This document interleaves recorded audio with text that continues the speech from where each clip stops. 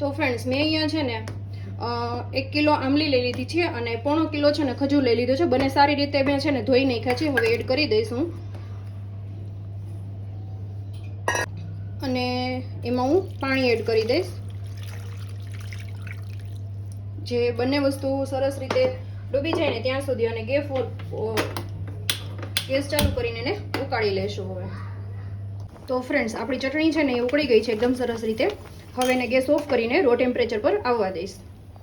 હવે આને છે ને બ્લેન્ડ કરી લેવાનું છે, અથવા તો તમે મિક્સચરમાં પણ ક્રશ કરી શકો છો. એકદમ સરસ રીતે બ્લેન્ડ થઈ ગઈ છે. હવે કોઈ ચાયણો લઈને આપણે એને ગાળી લેવાની છે, એટલે જે એનો ઉપર નીકળી જશે, નીચેનો પલ્પ છે એ નીકળતો જશે. તો આ રીતના બધી ચટણીને હું ગાળી લઈશ. તો આ રીતનો છે ને પલ્પ ગાળી લીધો છે. હવે નાની 2 વાટકી છે ને ધાણા જીરું પાવડર આપણે એડ કરી દઈશું. ટેસ્ટ પ્રમાણે નમક,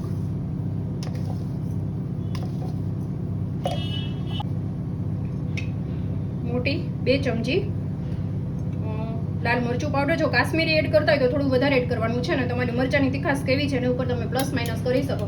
અને પછી છે ને તમારે ટેસ્ટ કરી લેવાનું. જો ખટાશ લાગતી હોય તો તમે ગોળ આમાં એડ કરી શકો છો. હવે આપણે ગેસ ઉપર ચડાવી દઈશું.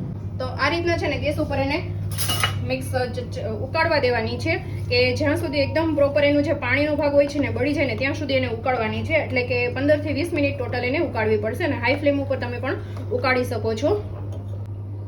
અને મોટી 1 ચમચી ગરમ મસાલો. તો અહીંયા છે ને મને થોડી ખટાશ લાગે છે એટલે હું છે ને નાનો 1 વાટકો ગોળ એડ કરું છું. તમે તમારી રિક્વાયરમેન્ટ પ્રમાણે ગોળ એડ કરી શકો છો.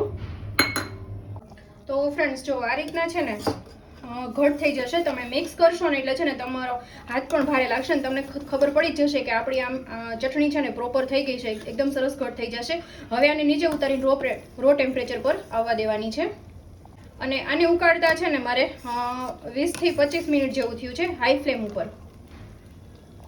તો ફ્રેન્ડ ટેસ્ટી એવી આપણી ખજૂર આમલીની ચટણી છે રેડી થઈ ગઈ છે. આને મેં તમને કીધું એમ ફ્રીઝમાં તમે કાચની બોટલમાં 6 મહિનાથી વર્ષ દિવસ સુધી તમે સ્ટોર કરી શકો છો. અને જ્યારે પણ તમે ભજીયા છે પછી ચટણી જ્યારે તમારે ભેળમાં એમાં એડ કરવી હોય તો ઇન્સ્ટન્ટ તમે એડ કરી શકો છો.